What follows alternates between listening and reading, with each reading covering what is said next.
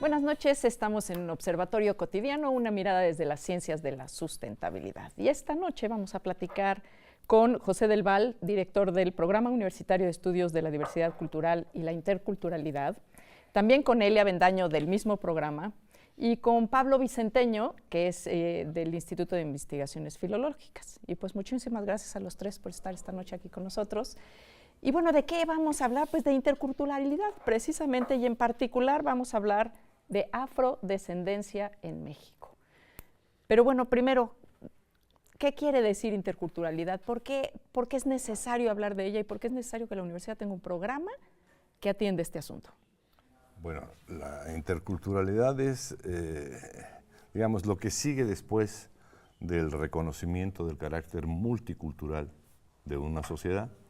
La idea es, eso no es relevante en sí mismo, es diversa la sociedad, sino cuál es la relación que se establece entre las partes. Ese es el asunto de la interculturalidad. No solo hay muchos de muy diversas culturas, sino que además, ¿cómo se interrelaciona? Se interrelaciona. Ahora, la interrelación, la interculturalidad se ha dado históricamente de manera negativa. O sea, la colonización generó un modelo intercultural colonizado. O sea, la interculturalidad en sí misma no tiene un valor, o sea, hace referencia a las interacciones. A un proceso, a procesos. Okay. Entonces, el problema es cómo construir esos procesos. O sea, cómo reconocer ya la diferencia es un principio, pero ahora, ¿cómo reconocemos los procesos que producen la relación entre las diferencias? Que además muchas veces reconocemos las diferencias, pero de manera poco constructiva, por decirlo de alguna manera, ¿no? O sea, entendemos que hay diferencias culturales, pero haciendo menos a unos y más a otros. ¿Cómo cambiamos esos procesos? En la Constitución desde 1992 está reconocida que hay muchas culturas en nuestro país. Es decir, que no somos un país homogéneo y que los derechos tienen que estar diferenciados dependiendo de las circunstancias de cada una de estas culturas. Entonces, este reconocimiento se reiteró en el 2001 y está como más enfocado a las culturas indígenas. Pero en este entramado jurídico no estaba planteada esta interrelación entre culturas. Y eso es lo más importante de la interculturalidad. ¿Cómo valoras las aportaciones de diferentes culturas en un plano de igualdad? Y además digo, en este país es como un poco absurdo no hacerlo, ¿no? No nos explicamos el país si no es a partir de esa interacción pluricultural. Claro. Que ha dado un contexto como el nuestro, a veces más desigual, a veces menos desigual, pero en general somos producto de esa mezcla, ¿no? De esa. Pero ¿cómo aparece, digo, vamos a ir platicando un poco de todo el tema de interculturalidad, sí, pero cómo aparece el tema de la afrodescendencia? ¿De dónde vienen estos, bueno, Áfricas, pero todos vienen de África, toda la gente de color en nuestro país viene de África? Algunos podrán venir de Haití, otros podrán venir de... ¿Cómo está esta población en el contexto nacional? Bueno, mira, la población africana y afrodescendiente que llega a nuestro país, a lo que se llamó la Nueva España en épocas coloniales o virreinales, pues es también una interculturalidad, porque no solamente hay una homogeneización. ¿Cómo cuántos vinieron? Hay un gran debate histórico, pero hablan de, ¿no? Aguirre Beltrán, por ejemplo, habla que en México llegaron 250,000, de los que se pueden contabilizar. ¿Que se quedaron en la costa, básicamente? No, que se integraron en todo el virreinato de la Nueva España. ¿Como esclavos los traían? Llegaron como personas esclavizadas, algunos llegaban como auxiliares de los conquistadores, como los llamados negros conquistadores, que se les llamó así, como Juan Garrido, por ejemplo, que llega con Hernán Cortés, o con el Lazarillo, que llega con el otro conquistador. Y se llegan y se insertan, pero también hay una pluralidad y una interacción entre comunidades africanas. Llegan de muchas comunidades y pueblos africanos como los Yoruba, los Kikongo, los Mandingas, en fin, hay una gran diversidad. No podemos homogeneizar solamente a la población africana o negra, como se le conocía en la época colonial, sino que tenemos que entender también esta diversidad cultural que llegaron los africanos a este país, ¿no? ¿Y llegaron más o menos en qué cantidades? Mira, hay diferentes espacios. La principal es a partir de los asientos en 1580, cuando la corona española... muy pronto después de la conquista. Exacto. Sí. Se juntan con la corona portuguesa y entonces los asientos portugueses pasan a ser parte de la corona española. Y es cuando llega la gran cantidad de población africana de 1580 a 1640. Es la época en donde a México por lo menos va a ser la gran entrada de población africana y afrodescendiente, ¿no? Llegaban también no solamente directamente de África, sino también de las islas del Caribe, como lo que es la Dominicana, Cuba y Jamaica. Que esos ya también eran traídos de África, ¿no? Exactamente. Querías comentar, Elia, te vi cara. Bueno, lo que pasa es que en algunas comunidades de la Costa Chica también se reivindica mucho como mito fundacional que no llegaron como esclavos, sino que se liberaron previamente o naufragaron y llegaron a las costas como hombres libres y a partir de eso formaron sus comunidades. También ahí hay una gran discusión respecto de si todos son descendientes de esclavos o no, porque eso es muy importante en la cosmovisión de cuál es tu identidad, ¿no? ¿Y sí? Ahora, lo sorprendente es que es hasta hace unos 15 años que empezamos a hablar del tema.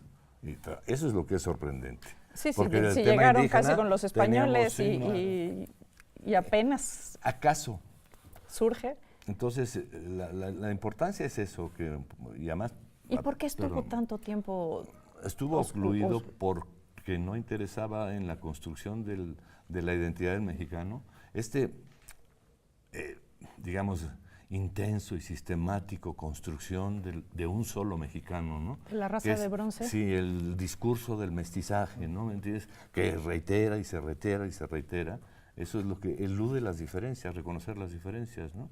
O sea, establece como una sola lógica de funcionamiento, pero en la práctica no, porque el proceso de las diferencias ya hemos visto que produce desigualdades, ¿no? No, bueno, por supuesto. Continuas, ¿no? Y desaparece grupos humanos de la realidad y del contexto, y eso pues los excluye de... Y aparte pasa una cosa que aquí, permíteme lo que quiero decir, que es que apenas estamos los mexicanos empezarnos a dar cuenta de la complejidad de la diversidad cultural de este país.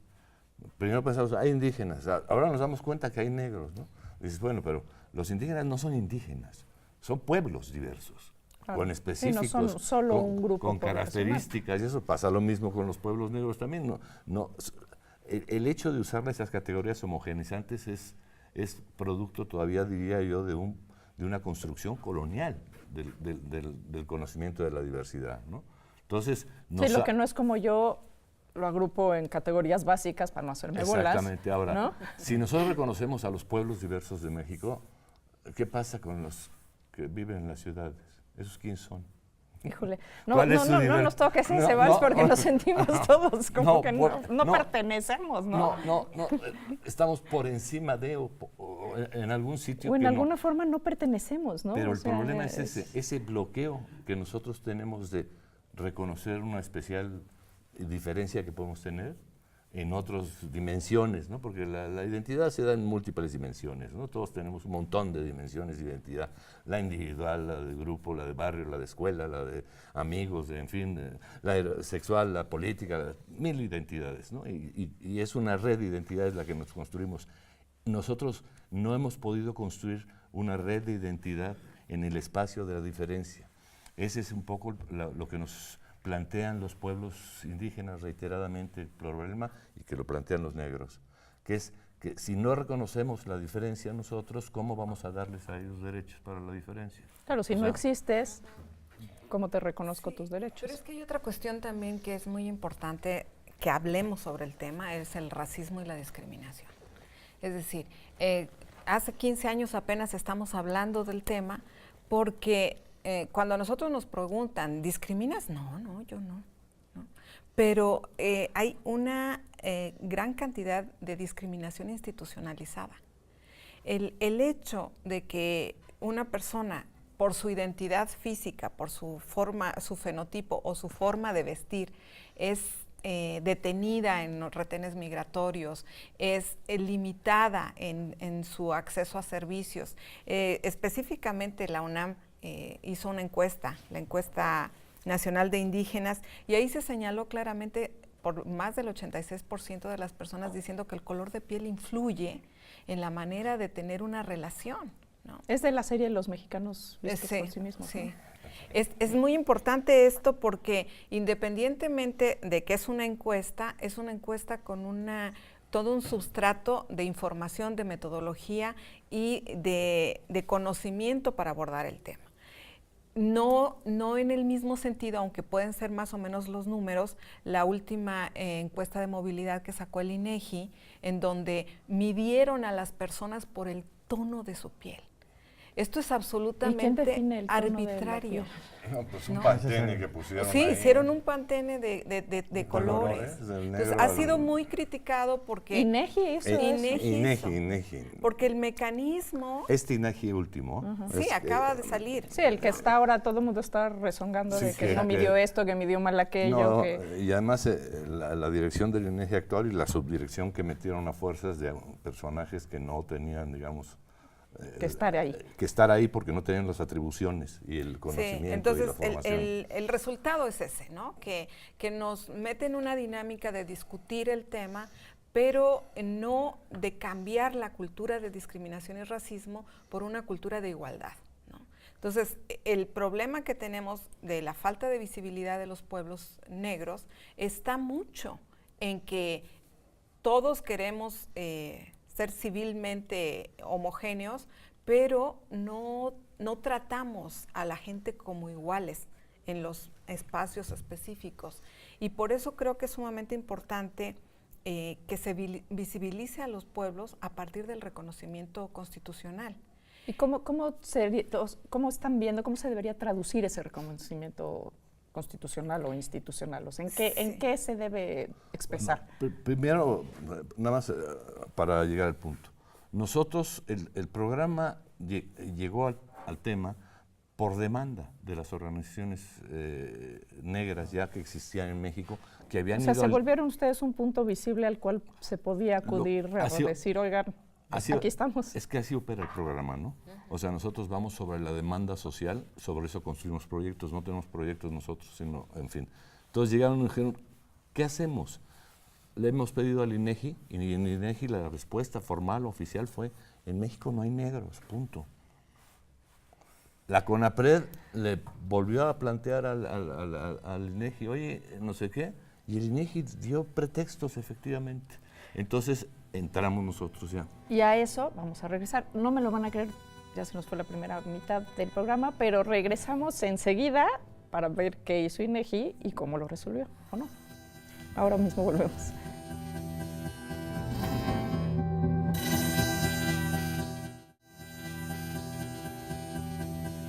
Regresamos contigo, Pepe. Nos estabas contando. Bueno, lo que digo es esto. Ellos vinieron y nos plantearon qué podemos hacer y nosotros la estrategia que se hizo fue... INEGI eran los que te preguntaban. No, las organizaciones. Las organizaciones de... Dijeron, no nos hacen caso, no dicen que no estamos. ¿Y hay Entonces, muchos grupos en México organizados? Relativamente en la Costa Chica. Normalmente la Costa Chica de Guerrero y de Oaxaca, y ahora también Veracruz, hay muchas organizaciones que empezaron a partir de los años 90, sobre todo con esto del 5º centenario del descubrimiento de América, empezaron a reorganizarse y reagruparse muchas organizaciones, sobre todo México Negro. Hay un montón de organizaciones que están luchando por su reconocimiento. Ahora también mujeres afrodescendientes se están reagrupando para no solamente discutir el tema de la afrodescendencia, sino también las cuestiones de género que están muy atravesadas también por ellas mismas. Claro. Entonces, eso es lo que ha pasado. Entonces, nosotros hicimos un proyecto para que capacitar a 150 muchachos, dotarles de equipos de cómputo para que hicieran una autoencuesta a ellos. En sus lugares. En sus lugares. Y hicimos todo el proceso y la encuesta. Cuando llegamos ahí, ya llegamos con el INEGI y le dijimos, aquí están los que dice usted que no están, que no son. Lo que dice usted que no existe. Y ahí el INEGI empezó a doblar las manos, decir, no, vamos a hacer una cosa, y hubo una primera reunión. Bueno, pero yo creo que ninguno del INEGI se había dado una vuelta por Oaxaca, Costa y Guerrero, Costa Chica, ¿no? Porque lo que pasa es que la discriminación es, el problema es que si no sabes qué es discriminación, no la ves. no lo ves. No lo ves. Sí, ¿Y cómo hacemos para visibilizarla? Simplemente ves a una persona negra y dices, debe ser de otro país. Y ya, o sea, ni siquiera te pones a pensar que existe la posibilidad de que sea negra, ¿no? Entonces sí es muy importante que haya esta visibilización. El INEGI tuvo que abrir un espacio a partir de que se le demostró que había la gente ahí y que había un trabajo incipiente que se hizo en la encuesta, y además una reivindicación de estas organizaciones de África, de Púrpura, que empezaron a luchar directamente por el reconocimiento jurídico. No nada más por política pública, no nada más como pobres, sino señalando sus aportaciones en el ámbito del desarrollo, en el ámbito de la economía, es decir, de la cultura, la educación, o sea, la independencia de México. Hay muchos ámbitos en donde han estado participando, pero no los conocemos.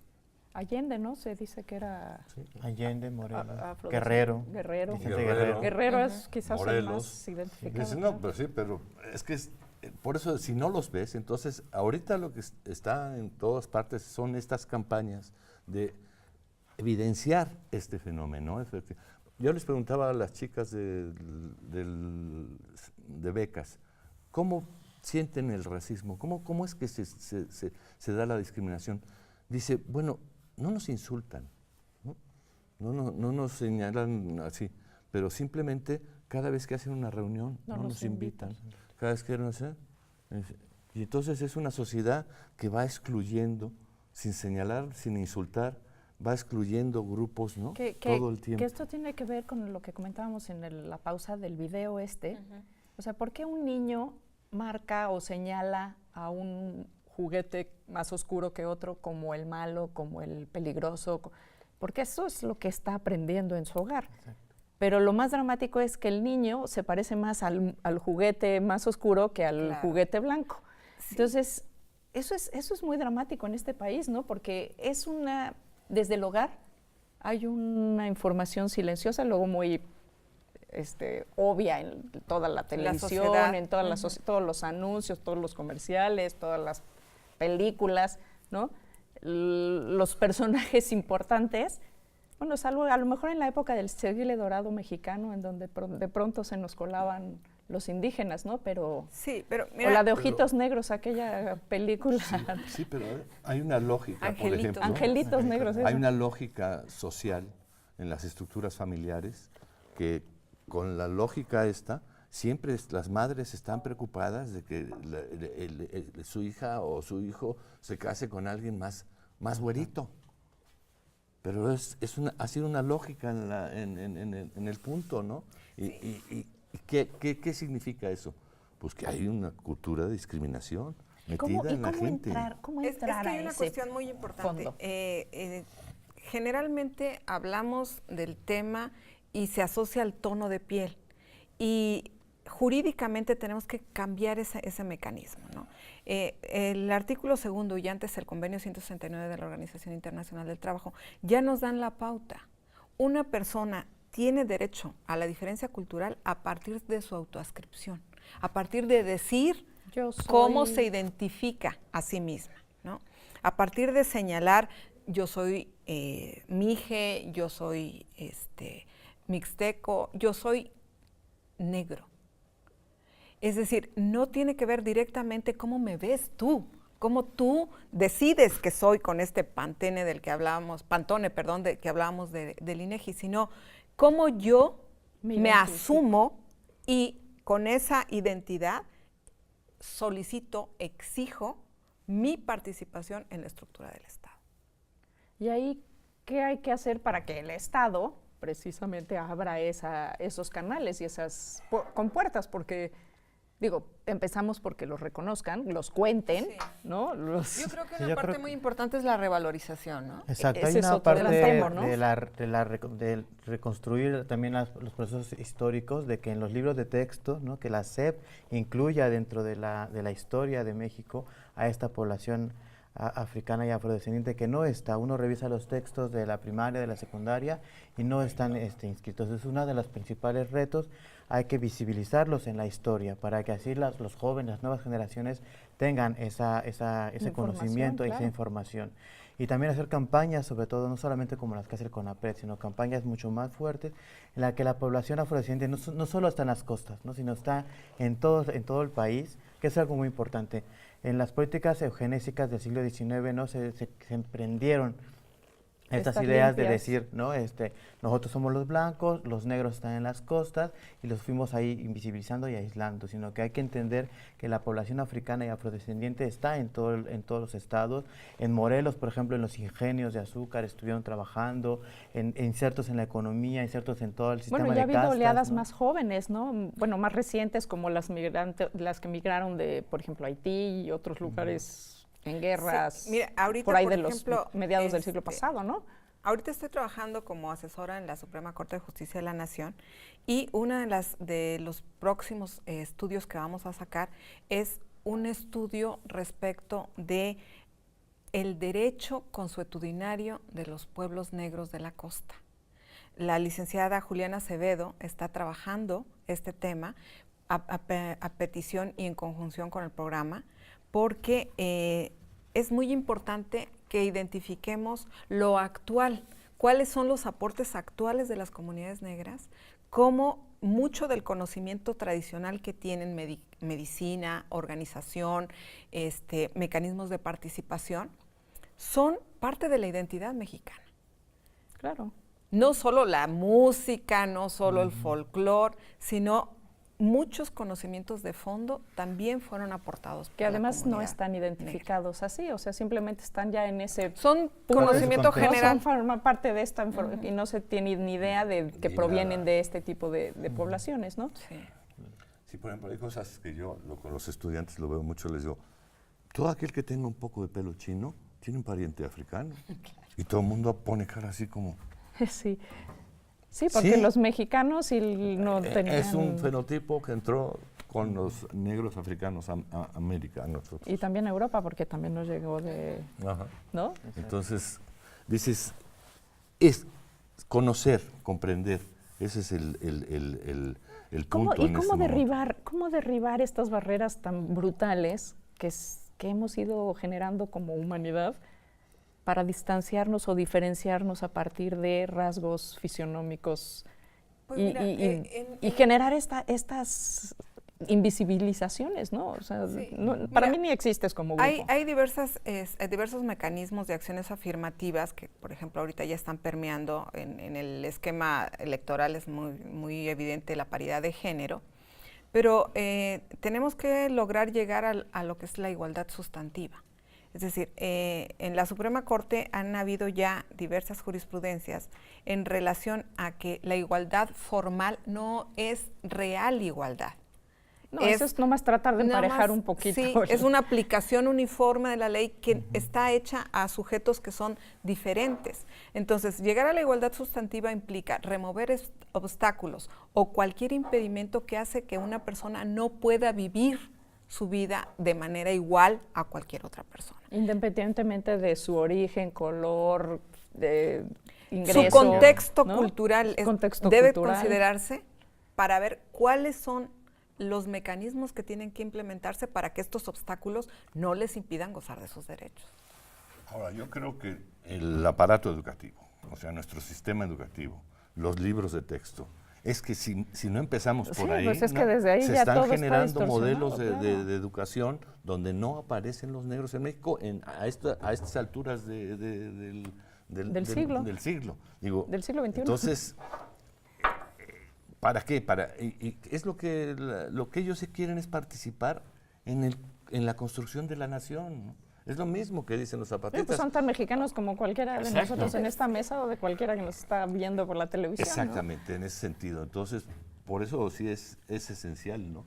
Y es esencial luchar también en nuestras estructuras institucionales, ¿no? Por eso decir, nosotros la discusión sobre el racismo en la universidad la tenemos continuamente y la discriminación.